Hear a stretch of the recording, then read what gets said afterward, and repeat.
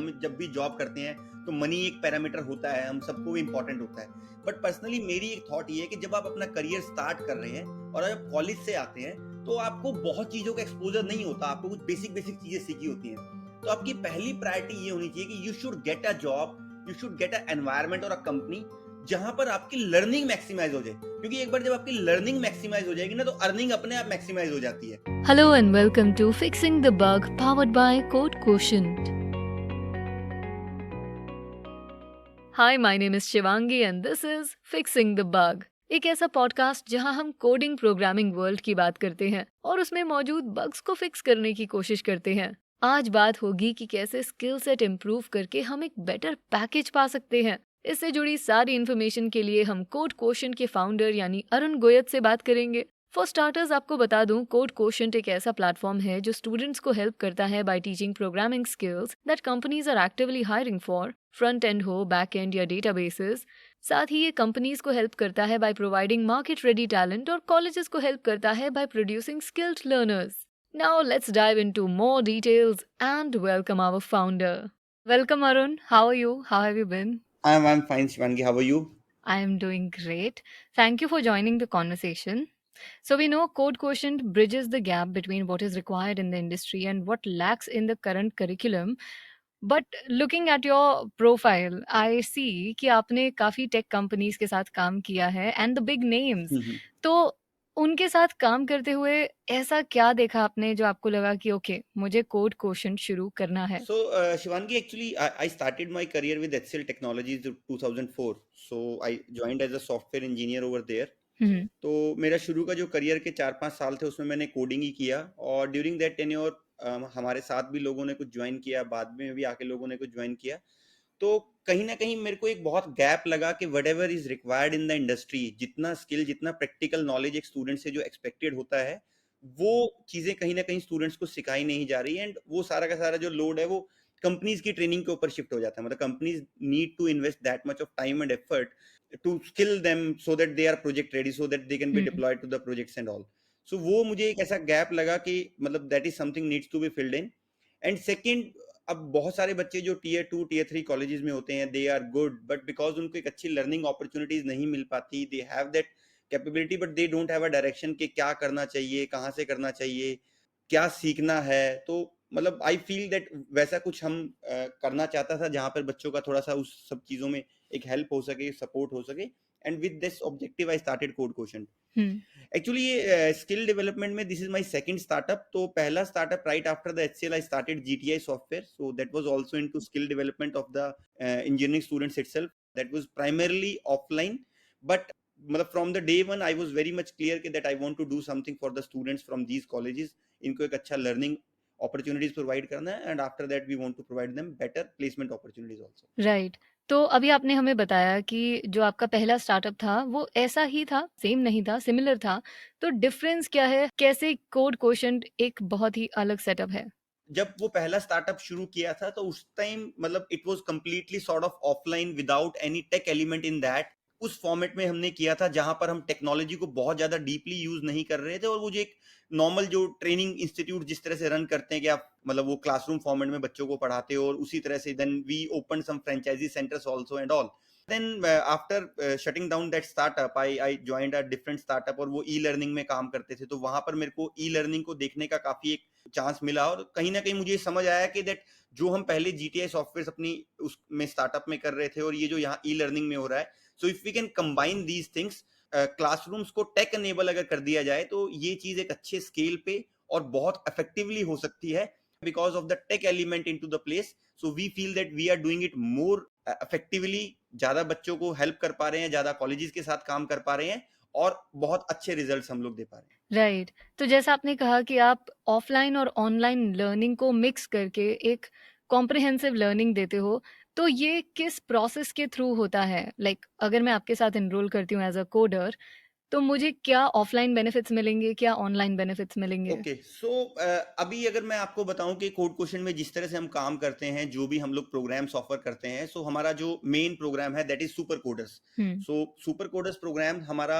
उन बच्चों के लिए होता है जिन लोगों ने ऑलरेडी थोड़ा बहुत कंप्यूटर साइंस में कुछ बेसिक चीजें पढ़ी हुई हैं। सो लेट्स सपोज हम अगर एक टिपिकली इंजीनियरिंग स्टूडेंट्स का एक प्रोफाइल अगर देखें, तो जो बच्चा अभी हम कहते हैं कि जो फिफ्थ सेमेस्टर में आ चुका है और जो पहले 3-4 जो सेमेस्टर्स है वो अपने कॉलेज में कंप्लीट कर चुका है और उसने कुछ बेसिक प्रोग्रामिंग के सब्जेक्ट्स पढ़े हुए हैं, तो उन चीजों के बेस पे हम उसको जज करते हैं। We have a 3 step selection process, जहां पर हम देखते हैं कि ये प्रोग्रामिंग के लिए कितना पैशनेट है, कितना इसका इसमें इंटरेस्ट है हुँ, और कितना इसमें लर्निंग कैपेबिलिटी इसकी है कि ये खुद से भी सीख सकता है। तो उसके बाद वो सारा सिलेक्शन प्रोसेस करने के बाद हम बच्चों को सेलेक्ट करते हैं and then we train them on अपने प्रोग्राम में, उसको ऑनलाइन मोड में हम ट्रेन करते हैं।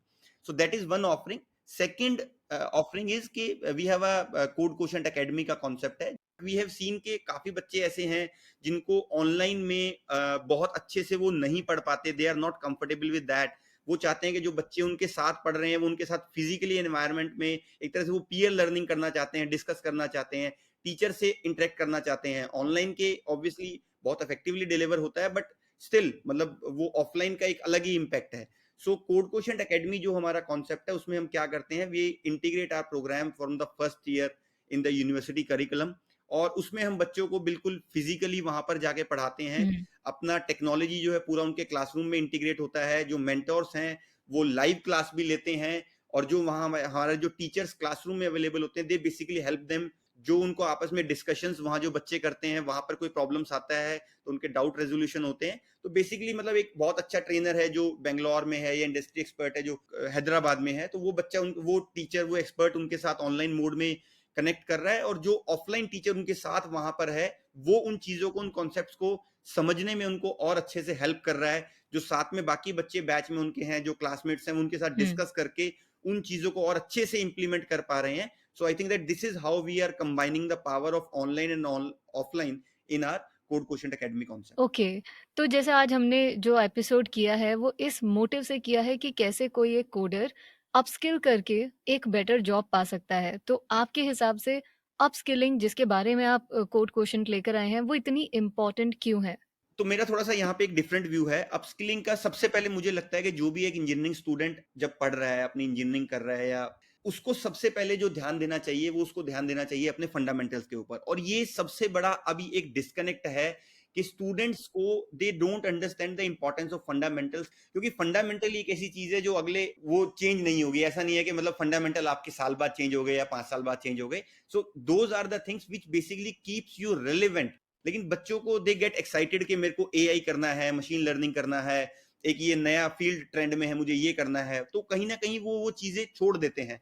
तो अपस्किलिंग तो एक सेकंड पॉइंट है। तो मुझे पहला डिस्कशन हमेशा बच्चों से होता है, वो होता है कि they should try to understand कि आपके बेसिक फंडामेंटल ही स्ट्रांग होने का क्या इंपॉर्टेंस है, why you should focus on that thing itself when you are a student. तो आपको वो जो बाकी चीजें हैं वो on top of the fundamentals बनती हैं, वो आप कर सकते हो। लेकिन अगर आपका बेस ही बिल्कुल खत्म है, तो मतलब आप वो सब चीजें कर ही नहीं पाएंगे। सो मुझे सबसे पहले ये लगता है कि बच्चों को सबसे पहले अपने फंडामेंटल्स के ऊपर काम करना चाहिए, और यही चीजें उनको रेलेवेंट रखती हैं हमेशा इंडस्ट्री में। अगर उनका एक बेस ही स्ट्रांग नहीं होगा, फिर हुँ। उनको लगता है कि हमें बार बार कुछ नया सीखना पड़ रहा है, हमारे ऊपर प्रेशर आ रहा है, एक्स है, वाई है, जेड है। But if they have the right fundamentals, तो उनके लिए कोई भी नए जो चैलेंजेस आते हैं, नई असाइनमेंट्स आती हैं, so they can easily handle that. So what we see in the curriculum is उसमें हमारे पास थ्योरेटिकल नॉलेज बहुत ज़्यादा होता है, बट प्रोजेक्ट बेस्ड लर्निंग नहीं होती। तो अगर मैं एक कोडर हूँ और मैंने कॉलेज में पढ़ाई करके फंडामेंटल्स क्लियर कर भी लिए, तो जब मेरे पास फाइनली प्रोजेक्ट आएगा तो मैं बहुत कन्फ्यूज़ हो सकती हूँ और शायद मुझे उस वजह से जॉब भी ना मिले। तो what do I do in that situation? देखो मतलब एक एक स्टेटमेंट है, मैंने सुना था पहले कहीं, कि ज्ञान का अर्थ उसके उपयोग में है। ठीक है, सो आप अब जो भी आप फंडामेंटल्स कर रहे हैं, कुछ भी कर रहे हैं, and if you are not implementing hmm, that thing, तो वो मतलब आपको लग रहा है कि आपको वो फंडामेंटल चीज आ गई है, पढ़ने से वो नहीं आएगी। आप जब तक उसको इम्प्लीमेंट करेंगे आपको नहीं आएगा। मतलब अगर मैं सिंपल एग्जांपल स्टूडेंट्स के साथ भी डिस्कस करता हूँ, कि अगर आपको गाड़ी सीखनी है और आपने क्या किया, आप साइड वाली सीट में बैठे हैं और कोई ड्राइवर चला रहा है और वो आपको बता रहा है कि ऐसे गाड़ी चलाते हैं, ये स्टीयरिंग घुमाना है, ये आपको एक्सीलरेटर दबाना है, गियर लगाना है। तो अगर आप साल भर तक भी आप साइड वाली सीट पे बैठे रहेंगे ना, theoretically you know the concept कि गाड़ी कैसे चलाना है, but you will not learn. मतलब वो प्रैक्टिकली प्रोजेक्ट बेस्ड लर्निंग का मतलब है कि आपको you have to come on the driver seats, you have to get yourself, you have to get your hands dirty. आपका कहीं ना कहीं एक्सीडेंट भी होगा, लगेगा भी, मिस्टेक्स भी होगा, but you have to start that project base या जो भी आप इंप्लीमेंटेशन स्टार्ट कर रहे हैं। तो आपको पहले दिन ही कुछ बहुत बड़ा प्रोजेक्ट नहीं बनाना है, मतलब you have to start with very small assignments. But the problem is कि वो माइंडसेट, वो थॉट प्रोसेस आपका वैसे होना चाहिए कि this is the right way to basically learn. अभी चैलेंज क्या है बच्चों से अगर आप बात करते हो, so they don't even understand the importance of project building. उनको लगता है कि हमने थ्योरी कर लिया, मतलब वो सिर्फ इसलिए पढ़ रहे हैं कि एंड रिजल्ट हमें जॉब मिल जाए। बट बच्चों को ये समझना चाहिए नौकरी मिलना एक पार्ट है, you have to survive in the industry also, you have to grow in the industry also. And how you will do that कि आपने बेसिक अपने फंडामेंटल स्ट्रॉन्ग करने से मतलब मेरा यही है कि उसको बेस क्लियर है, उसको चीजें पता है और उसको इंप्लीमेंटेशन का एक्सपीरियंस है। अब कोई भी कंपनी जब किसी फ्रेशर को हायर करती है तो टू बी वेरी ऑनेस्ट उसको बहुत ज्यादा कुछ उससे एक्सपेक्टेशन नहीं होती है कि उनको बहुत ज्यादा कुछ आता हो, बट एटलीस्ट जितना बेसिक चीजें जो डिग्री में वो पढ़ रहे हैं, जो कर रहे हैं, हम्म। उनको वो प्रैक्टिकली करना आना चाहिए। तो प्रोजेक्ट बेस्ड लर्निंग से यही है कि जो भी बच्चा सीख रहा है, पढ़ रहा है, कम से कम वो उससे कुछ बना के देख रहा है। अब जनरली यहाँ पे बच्चे कई बार क्या मिस्टेक करते हैं, कोई भी बड़ा प्रोजेक्ट उठा लेंगे, सर ये तो बहुत छोटा सा प्रोजेक्ट है, इसको करके तो मेरे रिज्यूमे में अच्छा नहीं लगेगा।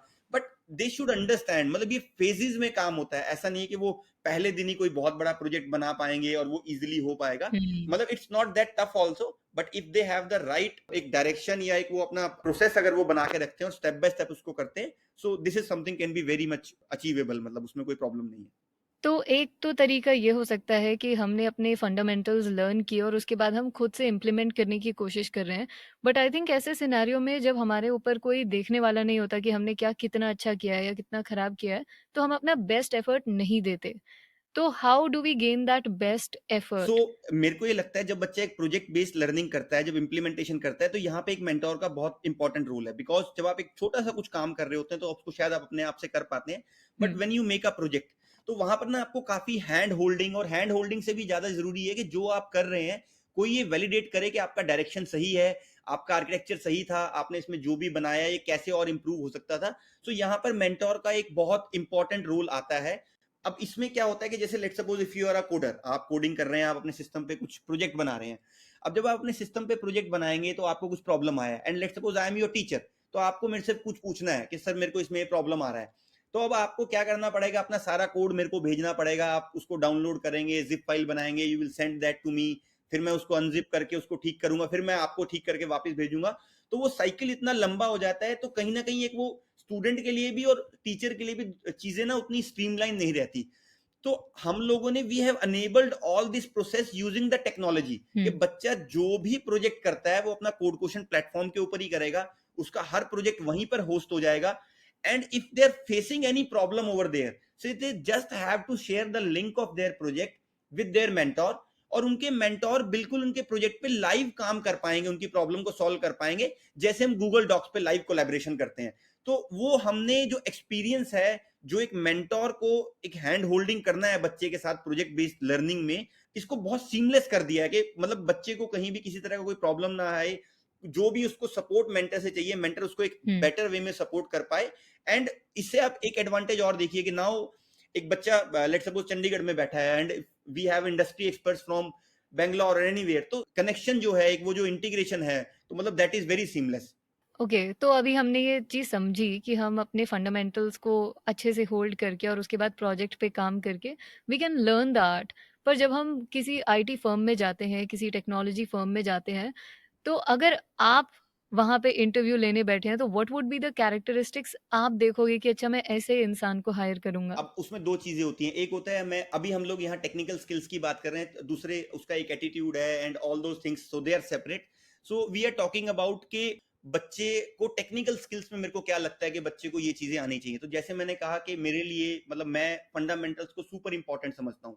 अब हाँ। फंडामेंटल्स का मतलब क्या है, मतलब मैं एक कंप्यूटर इंजीनियर का फंडामेंटल स्किल किसको समझूंगा, so that is their problem solving skills, that is their thought process of approaching a problem. मतलब अब अप्रोच में मतलब हो सकता है कि उसको वो प्रॉब्लम को ब्रेक कैसे करते हैं, कैसे उनको जोड़ते हैं।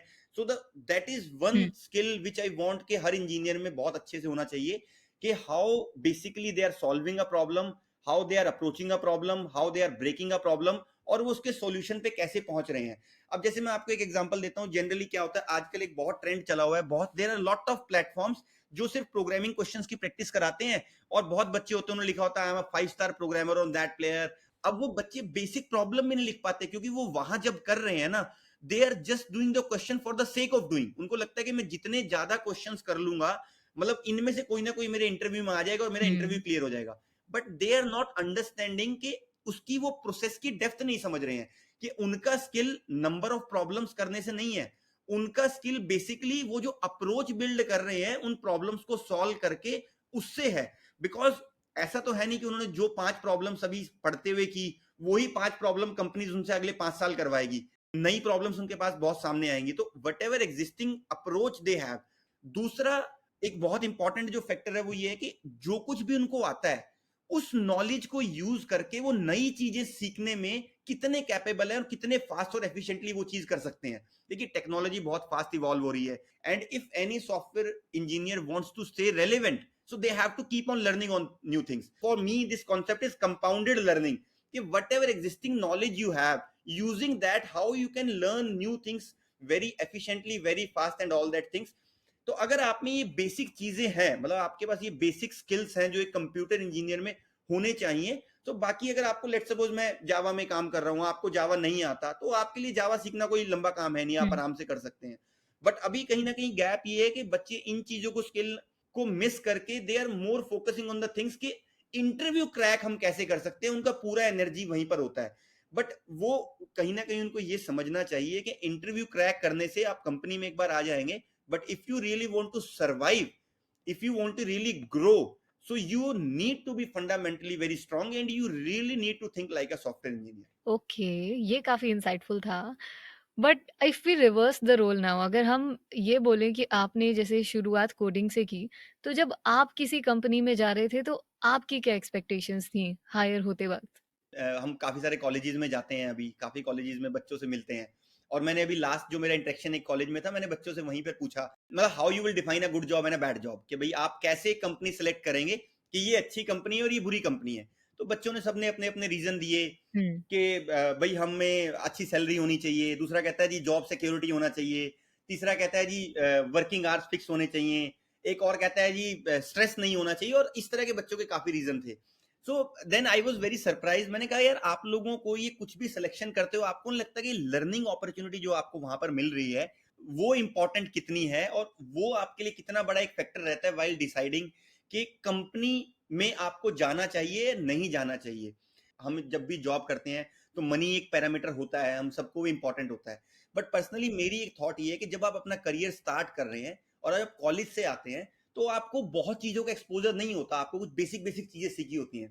तो आपकी पहली प्रायोरिटी ये होनी चाहिए कि you should get a job, you hmm. Should get a environment और अ कंपनी जहां पर आपकी लर्निंग मैक्सिमाइज हो जाए, क्योंकि एक बार जब आपकी लर्निंग मैक्सिमाइज हो जाएगी ना, तो अर्निंग अपने आप मैक्सिमाइज हो जाती है। तो मेरा पॉइंट यही है कि फर्स्ट जॉब में जितना लर्निंग फोकस्ड हम चीजें सोचें, क्योंकि जब हम young fresh out of the college होते हैं we are full of energy, age के साथ वो चीजें शायद उतनी नहीं रहती, एक क्यूरियोसिटी भी होती है नई चीजों को सीखने की। लर्निंग कभी खत्म नहीं होगी, वो हमेशा चलती रहती है, बट वो इनिशियल 2-3 साल जो है ना, वो हमारे एक बहुत सॉलिड बेस बनाने के लिए बड़े इंपॉर्टेंट होते हैं। तो मेरा जो डिसाइड करने का जो भी फैक्टर था तो मतलब those were the factors. Okay. तो लेकिन जैसे अभी आपने बोला कि हम जब कोई कंपनी ज्वाइन करें तो ये सोच के करें कि we are going to learn. No doubt हम कभी भी कोई नई जगह ज्वाइन करेंगे तो हम वहाँ पे नई चीज़ें सीखेंगे। पर जो कंपनीज़ हैं वो अब इन्वेस्ट नहीं करना चाहती ट्रेनिंग में। वो इतना ना टाइम इन्वेस्ट करना चाहते हैं, ना पैसा इन्वेस्ट करना चाहते हैं। They are already looking for people जिनके पास एक्सपीरियंस हो, तो फ्रेशर्स कहाँ जाएँगे?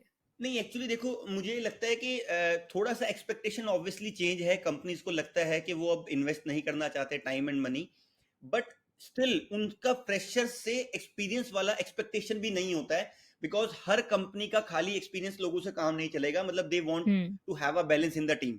हाँ बट पॉइंट इज कि जैसे मैंने आपको कहा कि let's suppose I have to hire a fresher, तो मैं बिल्कुल ऐसा रॉ फ्रेशर नहीं रखूंगा कि जो ये कहेगा कि जी मैंने खाली डिग्री किया हुआ है और अब आपका फर्ज है मेरे को सिखाओ, मेरे को you have to take care of each and everything. Obviously that is a point. मैं चाहूंगा कि उनका एक थोड़ा सा बेस हो, उन्होंने कुछ फंडामेंटली किया हो, कुछ छोटे छोटे प्रोजेक्ट बनाए हो। तो आई थिंक बच्चों को ये चीज during their degree, during their studies, they need to understand कि कंपनी का रिक्वायरमेंट थोड़ा चेंज हो रहा है। नाउ देयर एक्सपेक्टेशन इज, बच्चे जो डिग्री में 4 साल लगा के आ रहे हैं, तो एटलीस्ट ये जस्टिफाई कर पाए कि हमने 4 साल में किया क्या है। मतलब ऐसा नहीं है कि वो 4 साल वहां पे लगा के भी आए हैं but they have not done much. Hmm. So I think that वो एक फैक्टर है। अदरवाइज फ्रेशर्स के लिए काम अलग होते हैं और उनका एक रिक्वायरमेंट है। बट ऑब्वियसली अगर आप ये समझ रहे हैं कि just on the base of a degree only I am going to get a job, so that's not going to happen. Obviously वो मार्केट चेंज हो रही है, थोड़ा रिक्वायरमेंट चेंज हो रहा है, and that's the reason why you need to understand this thing while doing your degree, और उसी टाइम आपको ये फोकस करना है। ओके, तो ये चीज़ तो समझ में आती है कि हमें डिग्री के साथ और भी ऐसी चीज़ें करनी चाहिए जिससे हमारा एक प्रोफाइल बिल्ड हो और हम एकदम ही नए बच्चे ना लगे। तो ऐसे सिनेरियो में how do you in brief tell us कि how can we build a profile? As a company, if you want to hire someone, तो हमारे पास प्रोफाइल्स आते हैं, रिज्यूमेज आते हैं, जिसमें बच्चे ने लिखा होता है कि मैंने ये पढ़ाई की है और ये मैंने 5 प्रोजेक्ट बनाए हैं। ठीक है। अब वो जो 5 प्रोजेक्ट बनाए होते हैं, अभी जो कल्चर है कॉलेजेस में और यूनिवर्सिटीज में, बच्चे ये सारे प्रोजेक्ट सीनियर्स ने आगे जूनियर्स को दे दिए, जूनियर्स ने आगे और दूसरों को दे दिए। And most of the time वो सिर्फ इसको ना एक वो कॉलेज की फॉर्मेलिटी या प्रोजेक्ट सबमिशन के लिए काम वहां पे करते हैं। तो मेरा यहाँ पे पॉइंट ये है कि बच्चे उस चीज की इंपॉर्टेंस समझे, वो बनाए, and they should have a proof of work. अब लेट्स सपोज मेरे पास एक बच्चे का प्रोफाइल आता है जहां मैं उसके 2 प्रोजेक्ट या एक प्रोजेक्ट चलता हुआ देख रहा हूं कि हाँ इसने ये लेट्स सपोज एक छोटा सा ई कॉमर्स बनाया, या मैं बिल्कुल सिंपल कहता हूं उसने एक लाइब्रेरी मैनेजमेंट सिस्टम बनाया, और वो लाइब्रेरी मैनेजमेंट सिस्टम उसके एक कॉलेज में चल रहा है। अब मेरे लिए वो एक्चुअली वो बच्चा बाकी सारी भीड़ से, सारे कॉलेज से बिल्कुल अलग हो जाता है, राइट। क्योंकि उसने कुछ ऐसा बनाया है जो कहीं लाइव प्रोडक्शन में यूज हो रहा है, चाहे वो बहुत छोटे स्केल पे हो रहा हो। तो उससे मतलब ये क्लियर है कि बच्चा इंप्लीमेंटेशन फोकस्ड है, इसका प्रोजेक्ट बेस्ड लर्निंग में एक इंटरेस्ट है, इसने प्रोजेक्ट्स में कुछ एफर्ट खुद से लगाया है, और इसने कुछ लाइव बनाया है। तो if I have that proof of work, अगर बच्चे के पास वो है, ऑब्वियसली उसके पास वो एडवांटेज बाकी बच्चों से ज्यादा होगा। तो हम ये सारी चीज़ें तो जॉब रेडी होने के लिए करते हैं कि हमें बस एक जॉब मिल जाए। What is the difference between a job ready profile and a role ready profile? किसी भी रोल के लिए अगर आपके फंडामेंटल्स इन प्लेस हैं, अगर मैं जावा सीख रहा हूं एज अ फ्रेशर, तो मेरे को जावा में ही जाके जॉब मिलेगी मुझे नहीं पता। ठीक है। मैं पाइथन सीख रहा हूं तो मुझे पाइथन में ही जॉब मिलेगी मुझे नहीं पता। मैंने जावा किया और कोई कंपनी मेरे को आगे कहती है कि हमारे पास सी प्लस प्लस का बहुत अच्छा रोल है और आप सी प्लस प्लस में आए, तो I am not going to say no to that obviously, क्योंकि वो चॉइस मेरे पास नहीं है कि मैं इसको इसी टेक्नोलॉजी में जाना है। मेरे को कुछ ऐसा बनना है, कुछ इस तरह से तैयार होना है कि I can fit in in all those things. भाई मेरे पास, क्योंकि मुझे ये पता होना चाहिए कि मेरे को जाके भी सीखना तो है, मतलब मेरे को जो आता है इससे मेरा काम नहीं चलने वाला। मतलब मैं इतना तैयार हो रहा हूं इस प्रोसेस से कि मेरे को आगे जाके जो भी रोल मिलेगा, जो भी काम मिलेगा, so that I can pick that role very fast, मैं उस चीज को फटाफट से समझ पाऊंगा, बिकॉज मेरे फंडामेंटल्स और मेरा जो बेसिक जो रिक्वायरमेंट है that is in place. And that's the reason why I say कि that student should focus on these things. Okay, तो फंडामेंटल सीखने के लिए तो हमारे पास कॉलेज है और साथ में प्रोफाइल भी we can build simultaneously. But अगर हम आज की दुनिया की बात करें, इंटरनेट बहुत ही ज़्यादा इन्फ्लुएंस कर रहा है सबकी ज़िंदगी को। तो ऐसे में how can we utilize this technology to be that one person जो पूरे क्राउड में अलग से दिखे एंड कंपनीज कैन सी हाँ ये फ्रेशर को हम हायर कर सकते हैं? Internet obviously, so there is lot of content available, बहुत सारी आपको हेल्प सपोर्ट मिल जाती है, so you can connect people. College में या क्लासरूम में पढ़ रहे हैं, वहां पे 60 बच्चे या 100 बच्चे आपके क्लास में है, तो एक ऑब्वियसली क्लास टीचर जो है आपको शायद उतना टाइम या उतना वो ना दे सके। तो आप अपनी लर्निंग को स्पीड अप करके और इम्प्रूव करने के लिए, तो आप ऑब्वियसली आप इंटरनेट का बहुत अच्छे से आप you can hmm. Utilize that. बहुत सारे यूट्यूब चैनल्स आपको मिल जाएंगे जहां पे आप जो चीज आप इंप्लीमेंट कर रहे हैं उससे रिलेटेड आपको गाइडेंस मिल जाएगी। So you can join different different community groups, अलग अलग चैनल्स पे, अलग अलग वेबसाइट्स पे, तो जहां से आपको वो सब करने के लिए जो एक हैंड होल्डिंग, जो एक सपोर्ट जो चाहिए होता है, so you can get all that. May be आपको अपने कॉलेज से, अपने लोकल ग्रुप में आपको वो ना मिले, और एक टीचर भी शायद 100 बच्चों को उतना टाइम या उतना हेल्प ना कर सके जितना आपको रिक्वायर्ड है। तो इंटरनेट बेसिकली अगर एक इसको बच्चा बहुत अच्छे से यूज करता है तो उसका लर्निंग काफी स्पीड अप हो सकता है, काफी एफिशिएंट हो सकता है। राइट, तो मैंने ये कोविड के बाद ये चीज़ ज़्यादा देखी कि पीपल हैव एडेड बहुत सारे certification courses in their profile, क्योंकि हमारे पास एडटेक कंपनीज हैं जो हमें अपस्किल करने में बहुत हेल्प कर सकती हैं। इस सिनेरियो में how inclusive is edtech? How wholesome is it? What are the limitations? जैसे हमने जो भी स्किल लिया, हमने जो भी सर्टिफिकेशन लिया, हमने उसको कहीं प्रैक्टिकली इम्प्लीमेंट भी किया या नहीं किया, that is something very important. जैसे मैंने आपसे भी कुछ टेक प्लेटफॉर्म्स की बात की जहां बच्चे कोडिंग के क्वेश्चंस करते हैं, प्रैक्टिस करते हैं, they are completing, they are getting some stars by completing those things, but are they really understanding those things? आपने Hmm. सिर्फ करने के लिए वो किया है या आपको वो चीज समझ भी आ रही है, या जो आपने वो करने से बाद आपने जो नॉलेज एक्वायर किया है, do you have the capability to use that knowledge in something else? तो यहाँ पर मेरे को लगता है कि ऑफलाइन जो है मतलब वो एक बहुत अच्छा रोल प्ले करता है, क्योंकि आप एक बच्चे के साथ आपका कनेक्ट है, आप बच्चे का थॉट प्रोसेस समझ सकते हो, कैसे वो देख रहा है, मतलब सोच रहा है, चीजों को अप्रोच कर रहा है, और किस तरह से आप उसको इन सारी चीजों में हेल्प कर पाओगे। तो कई बार हमें यही नहीं पता होता कि जो हम कर रहे हैं, जैसे हम कर रहे हैं, वो सही भी है या गलत है। तो वहां पे हमें एक मेंटोर चाहिए। अब मेंटोर ऑब्वियसली ऑनलाइन में भी हमें वो सपोर्ट मिल सकती है, बट ऑफलाइन में हर बच्चा ऑनलाइन में उतना कंफर्टेबल नहीं होता। हर बच्चे को थोड़ा सा हैंड होल्डिंग ज्यादा भी चाहिए होता है, कई बार पीयर ग्रुप भी चाहिए होता है जो इफेक्टिवली कर पाए।